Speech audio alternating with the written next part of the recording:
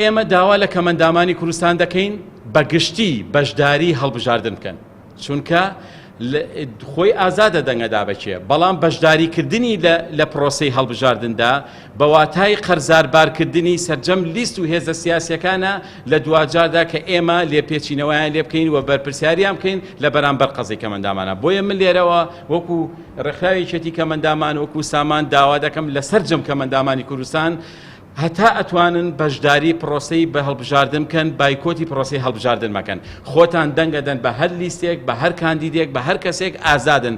ئەلموهیم ئێوە بەشداری پرۆسەی هەڵبژاردن بکەن بۆ ئەوەی بتوانین ئێمە لە دوجاردا بەرپرسیاری ئەو کەسانە بکەن کە دەچنە پەرلەمان و حکوومەت لە بەرامبەر قەزەی کەمەندامی. من ئومێد دەکەم کەمەندامان کەسانی یەکەم بن کە چنە سنووقەکانی دەنگدان بەبێ هیچ فشارێک کە خۆیان دەنگەدەن بەو کاندیدەی خۆیان مەبەستیانە. ئێمە لە یەکێتی کەمەندامان لەمڕۆوە لیژنەیەکی بە دواداچوون و متابعەمان دروست کردووە.